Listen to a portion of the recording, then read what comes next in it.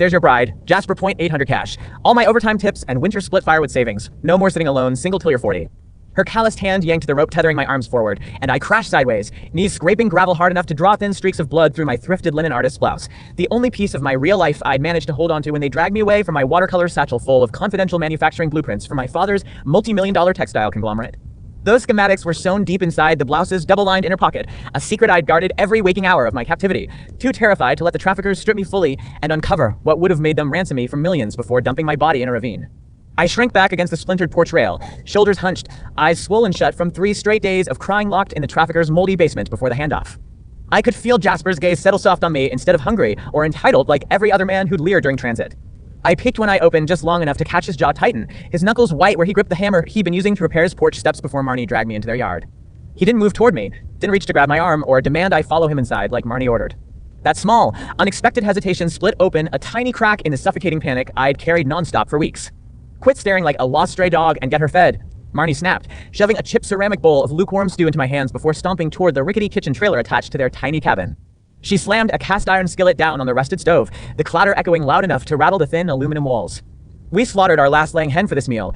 You eat every bite, then learn to scrub laundry, mend overalls, and pop out grandbabies for Jasper before the snow hits. No moping, no running off, you hear me?" My fingers trembled so hard stew sloshed over the bowl's rim onto my already stained blouse. I stared down at the greasy broth, unable to swallow a single mouthful. Every time I closed my eyes, I replayed the sound of my father screaming my name when I vanished mid-hike, the police helicopters circling the mountain ridges for weeks before the search went cold, the traffickers threatening to break my drawing hands if I so much as whispered a plea for help to any stranger we crossed paths with. I'd stopped begging after they'd slammed a metal pipe against my ribs to make an example of me, learned to shut down every part of myself to survive. All I had left was the hidden blueprints, the last lifeline back to my family, and this ratty blouse I refused to surrender to anyone. A shadow fell over my bowl, and I flinched hard, bracing for a blow, only to find Jasper sliding his own full plate of stew across the splintered wooden table between us. He pushed the thickest chunk of chicken toward my side, his voice low, careful not to draw Marnie's attention from the kitchen where she clanged pots in frustration. "Eat the meat. You look like you haven't had a full meal in weeks." Marnie's head whipped around the instant those words left his mouth, wooden spoons slamming against the countertop, so hard splatters of broth flew. "Jasper Hale, are you losing your mind? That chicken's for you. You're the one who's gonna work dawn till dusk hauling lumber and fixing farm equipment to provide for your wife. She's here to serve you, not the other way around." Her glare locked onto me, venom sharp enough to slice through bone. "Don't you dare take that food from him. Girl, know your place." I froze mid-reach, stomach twisting into a tight knot of fear. I set the chicken chunk back onto his plate without touching it, head bowed again, silent. Jasper's expression softened, and he slid the meat back toward me once Marnie turned away to scrub dishes, his movements slow, deliberate, as if he was trying to signal I wasn't alone in this suffocating nightmare, without speaking a word that would spark his mother's rage. I risked a split-second glance up at his face, and that's when I saw it. Raw, unmasked pity, no trace of ownership or expectation in his brown eyes. It was the first kind look I'd received since the day I was kidnapped. I bit down hard on my lower lip to hold back a fresh flood of tears, terrified Marnie would see me crying and punish both Jasper and me for it. That night, Marnie laid a threadbare quilt dotted with dried corn kernels and red berry sprigs across the narrow single bed crammed into the cabin's only private back room, slamming the door shut behind her with a bitter warning tossed over her shoulder. "No fuss, no fighting. You two settle in and give me a grandson by spring, or all $800 I spent on you go straight to waste." The floorboards creaked as she trundled off to her separate bedroom on the front side of the cabin, leaving Jasper and me trapped alone in the dim, lamplit space. I scrambled as far from the bed as the four-walled room allowed, curling myself tight against the far wooden wall, knees pulled to my chest, silent sobs muffled into the fabric of my blouse to avoid drawing Marnie's attention through the thin drywall. I waited for Jasper to crawl onto the mattress, waited for him to demand what every trafficker's buyer had threatened to take from me, ready to fight with broken lamp glass if I had to defend myself and the hidden blueprints sewn into my shirt. Instead, he dragged a stack of old work coveralls from the closet, laid them flat on the cold linoleum floor beside the bed, and stretched out atop the makeshift pile, his back turned fully toward me, leaving the entire mattress empty for my use. "You take the bed," he murmured, quiet enough only my straining ears caught the words over my quiet sniffling. "I'll sleep on the floor. I'm not gonna touch you, not gonna force anything you don't want." My breath hitched, shock short-circuiting every panicked thought swirling in my head. I'd spent 2 months convinced every man who paid money for me would view my body as purchased property, a toy to use however he pleased, yet Jasper had handed me the bed and put physical space between us voluntarily. I stared at his broad, hunched back for hours as the kerosene lamp sputtered low, mind racing to unpack his motives. Was this some cruel trick to lull me into lowering my guard? Did he plan to wait until I fell asleep to take advantage? Or was there genuine decency buried beneath the mountain town's brutal, normalized custom of buying wives for lonely working men? I couldn't parse it, couldn't trust the small flicker of hope blooming in my chest after endless trauma.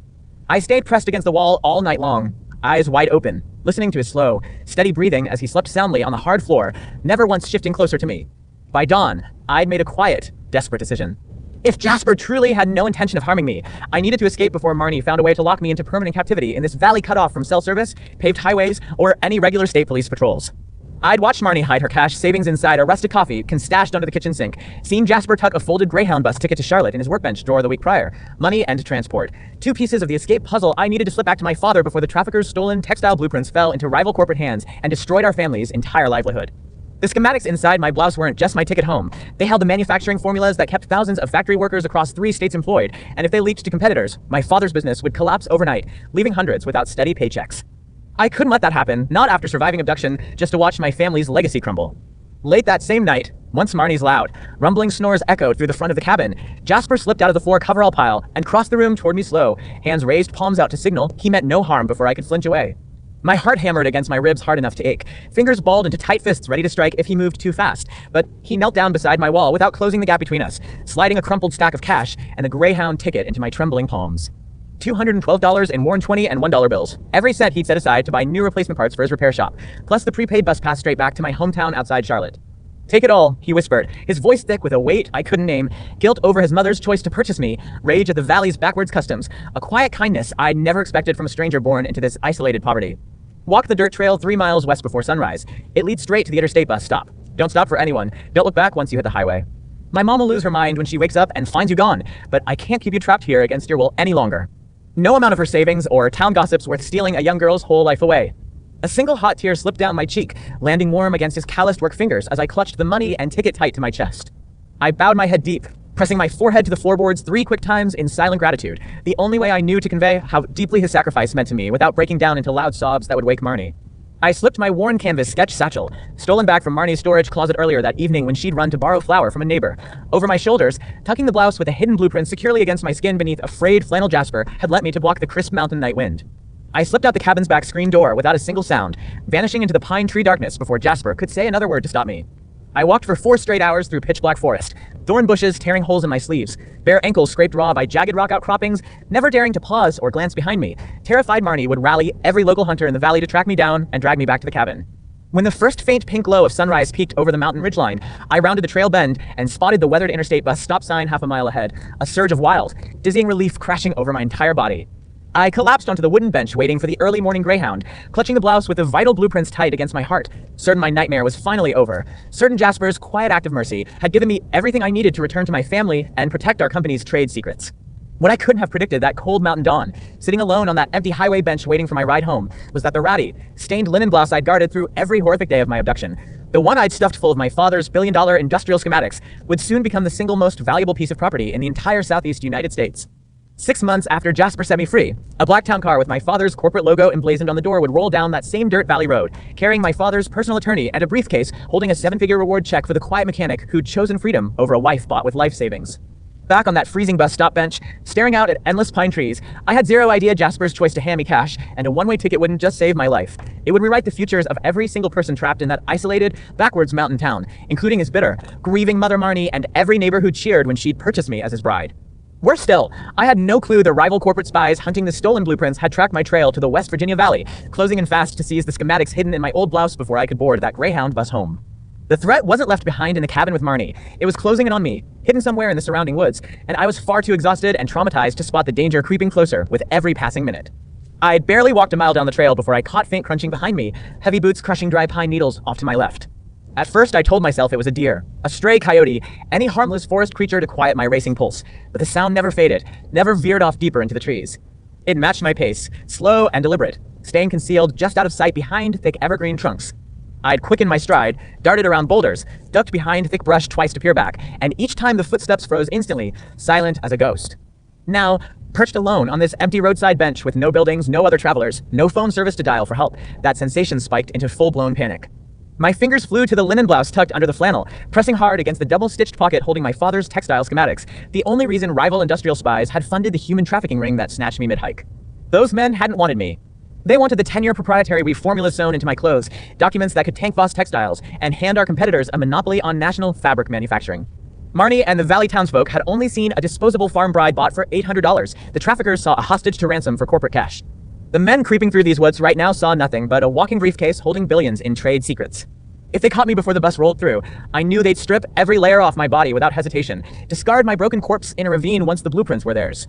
I shifted on the bench, angling my body to keep the thick trunk of an old oak tree between me and the dense treeline, eyes scanning every shadow for movement. Jasper's $212 was folded tight in my palm, but it felt worthless next to the weight of the schematics hidden against my skin. I'd sacrificed everything to hold onto this blouse, gone without food for days to hide it when traffickers threatened to wash all my clothes, lied repeatedly about where I'd gotten the linen top, fought off a guard who tried tearing it off my back during transit. It wasn't just fabric. It was my family's livelihood, the jobs of 3,000 factory workers spread across North Carolina, Virginia, and Tennessee, and my only tangible link to the life I'd lost before abduction. A twig snapped loud in the woods 50 yards west of the bench. I flinched so hard the ticket slipped from my grasp, fluttering down onto the dirt at my feet. I bent to grab it, and in that split second, a tall man stepped out from behind a wall of pine boughs. He wasn't a local valley hunter, and a worn flannel, no work boots caked in mud, no weathered skin from logging or farm labor. He wore a crisp charcoal suit, polished leather dress shoes that had to cost more than Marnie's entire 3 years of savings, dark sunglasses hiding his eyes even in the soft morning light, and a thin leather satchel slung over one shoulder. His posture was rigid, calculated, no relaxed slouch, no casual glance at the scenery, only unblinking focus locked directly on me. My blood turned to ice. I'd seen men who looked exactly like him twice before, back when the traffickers hauled me between safe houses across Virginia. Corporate enforcers, paid by Voss Textile's biggest rival, Blackwood Manufacturing, to retrieve the stolen blueprints at any cost. "Don't run, Miss Voss," he called, voice flat, devoid of any warmth, hands raised slightly to show he wasn't holding a visible weapon, though I had no doubt a knife or handgun was concealed somewhere on his person. "We've been tracking your abduction route for 2 months. The traffickers lost your trail when Marnie Hale purchased you, but we picked it back up 3 nights ago. Hand over the fabric schematics sewn into your linen blouse, and we'll let you board that bus unharmed, and oh violence, no questions." My throat closed up tight, unable to draw a full breath. He knew my full name. He knew exactly where the documents were hidden. They'd been hunting me this entire time, waiting for a chance to separate me from the isolated cabin where Marnie's presence had acted as an unintended barrier between their operation and their target. Jasper sending me away alone at dawn hadn't just freed me, it had handed me straight into the path of Blackwood's hitman. I slowly stood from the bench, inching backward toward the thin metal guardrails separating the roadside from a steep, rocky drop-off. My mind raced, replaying every small detail Jasper had told me the night he slipped me the money and ticket. The trail west leads to the highway. State Patrol cruisers pass this stretch every 2 hours. The Greyhound's scheduled arrival was 60 minutes after sunrise. It was barely 7 a.m. I had almost an hour before the bus showed up, and zero guarantee any cop would roll by before this man moved to take the schematics by force. "I don't know what you're talking about," I lied, voice thin and shaking, forcing my gaze to stay steady on his hidden eyes behind the sunglasses. "I'm just a traveling artist. I don't have any business papers." The suit-clad man took one slow step forward, closing the gap between us. His jaw tightened, a flicker of impatience crossing his features. "Cut the act, Elena. We watched you hide that blouse the entire time you were locked up with the traffickers. We heard Marnie Hale yell about your worn linen shirt at the cabin porch yesterday afternoon. We know you never took it off, not even to sleep. We don't care about your little escape. We don't care about the mountain family that bought you. Only the formulas inside that shirt. Give it to me, or I'll take it." He reached one hand into his suit jacket pocket, and I lurched sideways, ready to bolt for the tree line opposite where he stood, even if it meant trekking miles deeper into unmarked wilderness to hide. Before I could take more than one step, a second figure emerged from the trees further down the highway, another man in a matching tailored suit, blocking off my only escape route into the woods.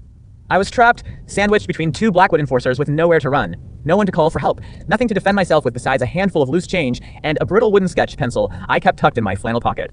Tears burned hot behind my eyes, not just fear, but crushing guilt. Jasper had risked everything to set me free, angered his bitter mother, sacrificed all his shop repair savings, ignored every unspoken rule of his small valley community that deemed purchased brides property to be kept locked away. He'd given me a shot to go home, and now his mercy was going to get both me and the critical blueprints captured by our corporate enemy. All his kindness would be for nothing, thousands of factory workers would lose their careers, and I'd likely vanish without a trace into another trafficking safe house once Blackwood finished copying the schematics. The first enforcer kept advancing, closing to within 10 feet of the bench, his hand still resting inside his jacket. "Last warning, Miss Voss. Surrender the blouse voluntarily, and we drive you straight to the bus stop ourselves. Resist, and we strip you here. Leave your body down that ravine for wildlife to find. No one in this empty stretch of highway will witness a thing." I backed up until my heels hit the cold metal guardrail, the steep rock fall stretching out behind me. My fingers curled tight around the edge of the linen blouse through Jasper's flannel, protective of the documents hidden inside.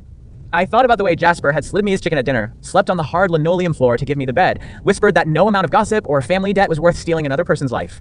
He'd refused to treat me like property, and I couldn't let his sacrifice be wasted by handing over the blueprints that would destroy everything my father had built over 30 years.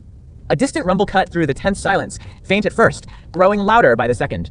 An engine, heavy tires on asphalt, far bigger than a passenger car, the low hum of a large work truck or a utility vehicle. The 2 Blackwood men both froze, heads snapping toward the curve of the highway half a mile down the road. Neither had expected anyone to drive by this early on a remote mountain stretch with almost no morning traffic. The lead enforcer shot a furious glare at me, clearly weighing his options, grabbed the blouse, and dragged me into the tree lane before the vehicle rounded the bend, or abandoned the mission to avoid being seen by a witness. He hesitated only 3 heartbeats before jerking his chin at his partner, signaling a retreat. "We'll circle back once the road's clear," he snapped at me, sharp and threatening. "We won't stop hunting you until we have those schematics. You can't run forever." The pair turned in unison, vanishing back into the dense pine trees at a quick jog, their suit jackets blending surprisingly well with shadowed foliage. The rumble of the truck grew louder, and seconds later, a beat-up, faded blue pickup rounded the highway curve, mud caked on its wheel wells, a rusted mechanic's logo painted across the side panel, Hale's Mountain Repair. My breath caught hard in my throat as I recognized the driver behind the windshield, Jasper. I'd left the cabin hours before sunrise, certain he'd stay behind to absorb Marnie's explosive rage once she woke and discovered I was gone. I never imagined he'd chase after me, never guessed he'd risk facing his mother's unbridled fury by driving out to make sure I reached the bus stop safely. The pickup pulled off the asphalt onto the gravel shoulder right beside the bench, tires kicking up loose dirt.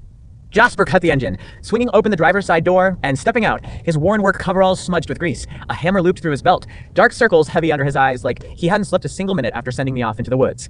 His gaze swept the empty tree lane first, scanning for any hidden threat before landing on my trembling frame pressed against the guardrail. "I tracked your trail through the pine thickets," he said, walking slow toward me, voice low and sharp with unmasked worry. "Saw 2 sets of dress shoe prints cutting through the dirt behind your footprints, fresh, less than 10 minutes old. Who were those men?" My knees buckled with a sudden rush of relief, and I sank back onto the bench, shoulders shaking as the adrenaline crash hit me all at once. For weeks I'd only spoken in quiet, fearful half-sentences, too terrified to share my full story with anyone in the valley. But Jasper had earned my trust, risked his entire life to spare mine, and I owed him the full truth of why those corporate hitmen were hunting me down. "I'm Elena Voss," I admitted, voice breaking as I pulled the linen blouse forward slightly to show the thick-stitched inner pocket pressed against my chest. "My father owns Voss Textiles, one of the largest fabric manufacturers on the East Coast. 2 months ago, rival company Blackwood Manufacturing paid human traffickers to kidnap me while I sketched textile pattern samples in the mountains. They slipped proprietary manufacturing blueprints into my blouse before traffickers locked me away, formulas worth hundreds of millions, that control every new machine our factories run on. If Blackwood gets their hands on those papers, 3,000 workers lose their jobs. My father's company collapses entirely."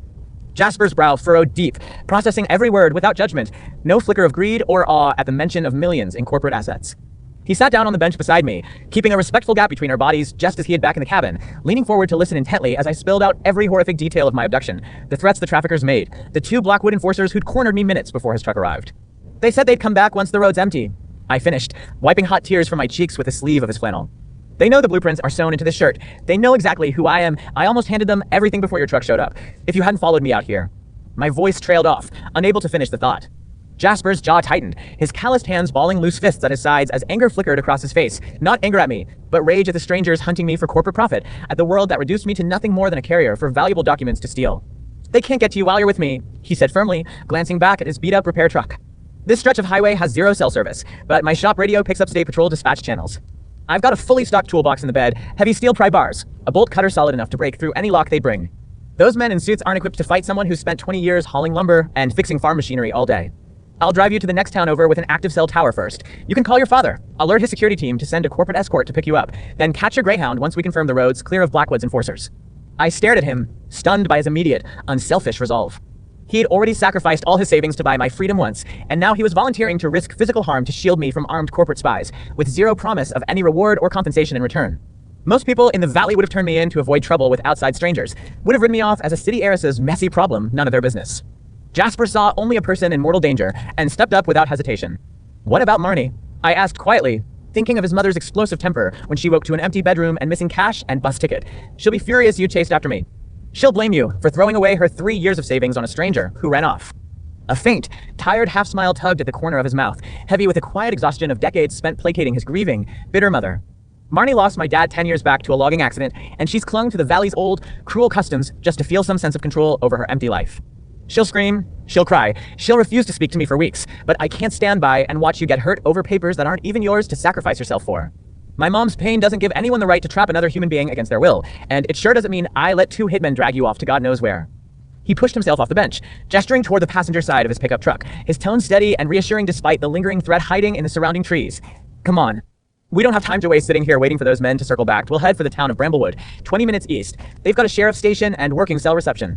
Once your father's security detail is en route, we'll circle back to this bus stop for your Greyhound ticket. And Elena?" I lifted my head to meet his soft brown eyes, the same gentle, pitying gaze I'd seen the first night trapped in his cabin.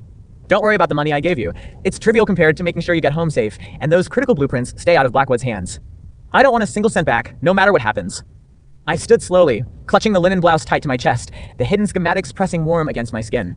As I crossed the gravel shoulder toward his pickup, a sharp, cold thought twisted through my mind. A brutal plot twist I couldn't shake no matter how hard I tried to push it away. Marnie hadn't just bought me off traffickers by random chance 6 months prior. I'd caught a glimpse of a Blackwood manufacturing business card tucked inside her kitchen cabinet the afternoon before I escaped, hidden behind a jar of dried beans. She'd known about the rival company hunting me all along, and there was a high chance she'd deliberately sold my location to the suit-clad enforcers to earn extra cash to replace the $800 she'd spent purchasing me as Jasper's bride. That quiet, horrifying realization hung heavy over me as I climbed into the passenger seat of Jasper's truck, fully aware the biggest threat to my safety wasn't the two men hiding in the pine trees. It was his own mother, waiting back at the cabin, plotting how to hand me and the billion-dollar schematic straight to Blackwood's spies the second Jasper's back was turned. I'd escaped human trafficking, outrun corporate hitmen once thanks to Jasper's unexpected arrival, but I had no idea Marnie's betrayal would unravel fully within 48 hours, putting Jasper's repair shop, our small mountain valley, and the entire future of my father's textile empire on the brink of total ruin. Worse, I hadn't yet grasped that the ratty linen blouse I'd guarded so fiercely wasn't just holding trade secrets. It contained a handwritten personal letter my father had slipped between the blueprint pages before I left for my hiking trip, a note revealing a family's secrets so explosive it could destroy every relationship I'd ever known, including the fragile, quiet bond I'd just started building with Jasper Hale. The passenger door of Jasper's beat-up blue pickup creaked loud when I hauled myself inside, the vinyl seat cracked and sticky with decades of motor oil and pine sap. I pulled his flannel tighter across my chest, pressing the linen blouse housing the blueprints flat against my ribs, every muscle coiled tight after the run-in with Blackwood's enforcers. Jasper cranked the ignition without wasting a second, the engine sputtering to life with a rough growl, and he peeled off the gravel shoulder before I even clicked my seatbelt shut. My eyes darted constantly to the tree line rolling past the windows, half expecting the two suit-clad hitmen to burst out of the pines and cut us off. Jasper noticed my jittery scanning, one hand steady on the steering wheel while his other slid across the center console, stopping an inch short of my arm, careful not to touch me without permission, a quiet boundary he'd maintained since the cabin. "They won't follow the truck," he said, voice low and grounded, cutting through my spiraling panic. Blackwood's men drive sleek sedans, no off-road tires. The dirt side roads branching off this highway are rutted bad, full of loose rock. Their cars will bottom out within a mile if they try to tail us. We've got a solid head start. I nodded, but the cold suspicion about Marnie gnawed at the back of my skull nonstop. I'd kept that business card site buried in the back of my mind since escaping, too overwhelmed to unpack what it meant until the enforcers stepped out of the trees 10 minutes prior. I twisted the frayed cuff of the flannel between my fingers, staring at the scuffed rubber floor mats covered in loose wrench sockets, and finally voiced the thought I'd been terrified to say out loud. "Before I left the cabin last night, I saw something in your mom's kitchen cabinet." My voice came out thin, shaky, barely audible over the truck's rattling exhaust. Tucked behind a jar of dried pinto beans, there was a Blackwood manufacturing business card, logo embossed right on the front, same brand those two men work for. Jasper's knuckles whitened hard around the steering wheel, his jaw locking tight. He didn't snap, didn't yell, just stared straight ahead at the winding mountain asphalt, the quiet rage building in his shoulders visible even in the dim morning sunlight filtering through the windshield. I figured she'd struck some kind of under-the-table deal when she came home 3 nights ago with an extra $140 cash. Wouldn't tell me where it came from. His tone was flat, stripped of all emotion, hurt layered beneath the anger. Said she'd sold a stack of hand-knit blankets to a tourist passing through town. Tourists don't carry corporate business cards. Elena, I should have connected the dots sooner. Should have realized the extra money wasn't innocent. A fresh wave of guilt crashed over me. All this time I thought Marnie's cruelty only stemmed from loneliness and the valley's backwards tradition of buying brides, but there was a far more malicious motive layered underneath. She hadn't just resented me as a financial burden. She'd actively been selling my location to rival corporate spies to recoup the $800 she'd spent purchasing me. Every harsh word, every cold meal, every time she locked me alone in the back bedroom had been a performance while she waited for Blackwood's men to show up and collect their prize, the schematics hidden on my body. She knew exactly what those men were hunting, I whispered, staring at my lap. She knew I wasn't just some random runaway farm girl. She knew the documents sewn into my blouse were worth millions, and she sold me out to get her money back. Worse than that, Jasper slowed the truck as we rounded a sharp mountain curve lined with steep drop-offs, his gaze flicking over to me for half a second, heavy with sorrow. If Blackwood gets those blueprints, 3,000 factory workers lose their steady paychecks. People with kids, mortgages, medical bills. My cousin works a shift at one of Voss's Virginia weaving plants. He relies on that job to pay his daughter's insulin. That single detail knocked the wind out of me. This wasn't just a battle between my father's company and a greedy competitor. IT wasn't only my freedom on the line. Marnie's reckless, self-serving betrayal risked destroying the livelihood of Jasper's own family, all to erase the financial loss of buying a girl she'd never actually wanted to care for. I buried my face in my hands, hot tears soaking the cuffs of the flannel he'd lent me. I dragged Jasper into a corporate war he never asked to be part of, all because his mother chose greed over basic human decency. We rode in heavy silence for the next 10 minutes, the only sounds the truck's rough engine and wind whistling through cracked window glass. I watched small mountain shacks fade into dense forest, replaying every interaction I'd shared with Marnie over those 6 months of captivity, picking apart every subtle clue I'd ignored back then. Her constant questions about my old life in Charlotte, her obsession with my worn linen shirt, the way she'd tried multiple times to force me to strip and wash all my clothes while she supervised. She hadn't just been a bitter widow, she'd been a paid informant feeding intel to Blackwood's operation this entire time. When we crested a hill and spotted the tiny town of Bramblewood spread out in the valley below, clapboard storefronts, a single brick sheriff station, a handful of parked pickup trucks lining Main Street, Jasper relaxed his grip on the wheels slightly. "Cell service picks up strong once we hit downtown," he said, gesturing toward a weathered diner with a neon coffee sign flickering above the door. "We'll stop there first. You can use their landline if your phone's still dead, call your father's security team, and fill them in on everything that's happened. I'll park the truck within sight of the diner windows. Keep watch for any unfamiliar sedans rolling into town." I nodded, wiping leftover tears off my cheeks, straightening my shoulders to steady my nerves. As we pulled into the diner's gravel parking lot, my eyes locked onto a sleek charcoal four-door sedan parked at the far edge of the lot, partially hidden behind a rusted grain silo. My heart slammed against my ribcage instantly. The same polished leather shoes, matching dark suits I'd seen on the two enforcers at the bus stop flashed through my mind. "Jasper, their car," I gasped, grabbing his arm without thinking, panic spiking again. "Blackwood's here already. They beat us to town." Jasper's head snapped toward the silo, his expression hardening into sharp alertness. He killed the engine fast, motioning me to duck down below the window frame, out of sight from anyone lingering by the sedan. "Stay low, don't move an inch. I'm going to scope the lot, check how many of them are inside the diner. If they spot us before we can call for backup, we bolt straight to the sheriff's office 2 blocks down. Its front doors are locked with reinforced steel. They can't force their way in." I slid down in the passenger seat, knees drawn tight to my chest, the linen blouse pressed securely against my skin. Jasper grabbed a heavy steel pipe wrench from the toolbox in the truck bed before climbing out, tucking the tool behind his back under his coveralls to hide it from view. He walked slow and casual across the parking lot, pretending to inspect a flat tire on an old farm pickup parked near the diner entrance, all his attention fixed on the charcoal sedan's front windows. I held my breath, every second stretching into an eternity as I watched him circle the vehicle once, peering through the tinted glass to check for occupants. After a full minute, he turned and sauntered back toward our truck, jaw tight, signaling me it was safe to sit up once he leaned against the driver's side door. Only one man inside the sedan, the others in the diner booth by the front window, staring out at the parking lot watching every car that pulls in. He whispered once I rolled the window down a crack to hear him. They split up to cover both exits. If we walk through the diner front door, he'll recognize me instantly from the bus stop, spot you right beside me. My mind scrambled for a workaround, desperation coiling in my gut. We needed to make contact with my father's security detail, but walking straight past a Blackwood enforcer sitting by the window was a guaranteed trap. If they grabbed me inside the crowded diner, civilians would get caught in the crossfire if a fight broke out. I couldn't risk innocent bystanders getting hurt over corporate trade secrets that weren't their burden to bear. "The back service door," I said suddenly, a plan clicking into place. Every small diner has a rear exit leading to an alley, right? We can circle around the building through the trees on the west side, slip in through the kitchen without passing that front booth. I'll use the landline mounted by the register to call Dad's head of security while you stand guard by the back door to block them if they circle around after us. Jasper's eyes scanned the tree line bordering the diner's back property, calculating the distance and cover we'd have to hide our movement. He gave a sharp, decisive nod. "That'll work. Stick close to my heels the whole time. Don't stray into open alley space. If either enforcer rounds the back corner before your call goes through, hand me the blouse and run straight to the sheriff's station alone. Don't wait for me. Don't look back. Your safety and those blueprints come first, no exceptions." His words sent a sharp twist of emotion through my chest.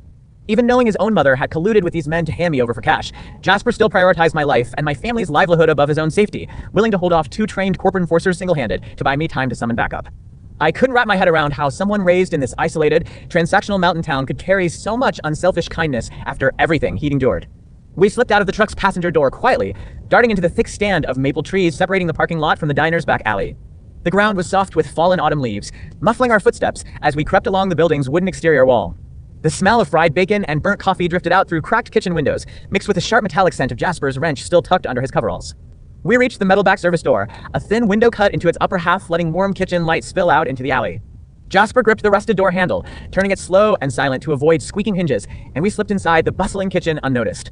Line cooks shouted orders over sizzling grills, their attention fixed on stacks of dirty plates and ticket slips taped to the wall. None of them glanced our way as we slipped past prep tables toward the front register, staying pressed against the far wall to stay hidden from the front window, where the second enforcer sat watching the lot. The elderly woman manning the register barely glanced up when I rushed over to the wall-mounted rotary phone, fumbling to drop coins into the payment slot. "Mind if I use this for an emergency long-distance call? My family's security team's en route. Lives out in Charlotte," I rushed to explain, fingers shaking as I dialed the 10-digit number memorized since I was 16 years old. "Go right ahead, honey. No charge for emergencies," she said, wiping her hands on a stained apron, glancing toward Jasper lingering by the kitchen back doorway with his arms crossed, scanning the dining room constantly for signs of trouble. The phone rang twice before a gruff, familiar voice picked up. Hank, my father's head of security, a retired state trooper who'd been searching nonstop for me since my abduction 2 months prior.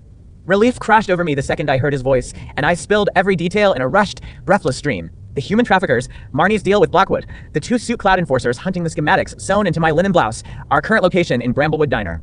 Hank's tone turned deadly serious the second I mentioned Blackwood Manufacturing. "Stay inside that building, lock every rear exit immediately." I've got a 4-man tactical team 20 minutes out from Bramblewood, unmarked armored SUVs. Don't leave the diner's walls until we pull into the lot with flashing amber lights. Those Blackwood contractors have no legal authority to detain you, but they've got a history of violent abduction to seize intellectual property. If they approach before we arrive, the local sheriff's department is already alerted. They'll roll within 5 minutes of a 911 call. I thanked him quickly and hung the phone up, turning to relay Hank's warning and timeline to Jasper. 20 minutes until backup arrived, local deputies on standby if the enforcers made a move before then. Before I could finish speaking, a cold voice cut through the hum of the diner kitchen from the front dining room doorway. Elena Voss. We don't have time to waste waiting for your security goons to show up. My blood ran cold. The second Blackwood enforcer had abandoned his booth by the front window, circled around the side of the building, and found the back kitchen in trance we'd used to sneak inside. He stood blocking the only path back to the alley, sunglasses pushed up onto his forehead, a small folding blade glinting faintly in his right palm. The first hitman from the sedan stepped up behind him, cutting off any escape forward toward the diner's main front doors. We were trapped between 2 armed men in a cramped, narrow kitchen hallway, no open exits left to run. Jasper stepped directly in front of my body, shielding me fully behind his broad frame, pulling the steel pipe wrench out from under his coveralls and gripping it tight in one hand. His posture shifted, feet planted wide on the linoleum floor, ready to fight to block their path to the blouse hidden on my chest. Take one more step toward her, and this wrench meets your skull before you can reach that knife, he said, voice low and unshaken, no trace of fear despite being outnumbered 2-1. The sheriff's department's minutes away, Voss's tactical team 20 out. You two aren't walking out of this town with anything today. The lead enforcer let out a bitter, mocking laugh, twirling his folding blade between his fingers, eyes locked solely on the linen blouse visible under Jasper's borrowed flannel. You think a small-town mechanic with a rusted wrench can stop a multi-million-dollar corporate operation? Marnie Hale already signed a written statement selling us the location of the blueprints this morning. She gets her $800 back plus a $10,000 bonus the second we hand over those schematics. We've got legal paperwork naming her our confidential informant. Nothing you or a handful of local cops can do will slow us down. A brutal, gut-wrenching second twist landed hard in my chest as those words sunk in. Marnie hadn't just accepted a few $100 extra for information. She'd signed formal paperwork with Blackwood, traded my freedom and my family's entire company for a $10,000 payout, enough money to completely rebuild their rundown cabin and erase every financial hardship she'd complained about for years. She'd never intended to let me escape long-term. She'd waited until Jasper snuck me cash and a ticket, then immediately alerted the enforcers to intercept me on the highway bus stop before I could flee the mountain valley for good. Jasper's grip on the wrench tightened so hard his knuckles turned stark white, raw betrayal flooding his face as he absorbed the full scale of his mother's calculated treachery. My own mother sold a kidnapped girl to corporate spies for 10 grand, he muttered, barely audible, a hollow, broken edge to his voice I'd never heard before. All I ever did was try to keep her from suffering alone after Dad died, and she trades an innocent kid's life for cash to fix a few rotting floorboards. The two enforcers advanced forward in unison, closing the gap between them and us, blade raised to cut through the layers of fabric covering the hidden schematics. I clutched the linen blouse to my chest, stepping further back into Jasper's shadow, fully aware that the quiet, gentle mechanic who'd gifted me freedom 6 months prior was now the only barrier standing between Blackwood's ruthless agents and the trade's secrets that would sink 3,000 working families. Outside the diner windows, a faint flash of amber light flickered far down Main Street. Hank's tactical team, arriving faster than promised, but they were still blocks away, and we had at least 3 long, terrifying minutes to hold the 2 men off before backup reached the kitchen doors. I didn't know then that the handwritten note tucked between the blueprint pages inside my blouse contained proof that Blackwood's CEO had orchestrated the human trafficking ring from the start, and Marnie's signed informant paperwork would become the critical evidence my father's legal team needed to file federal felony charges against every person involved, including Jasper's own mother, leaving him forced to choose between protecting me and defending the only family he had left in the world.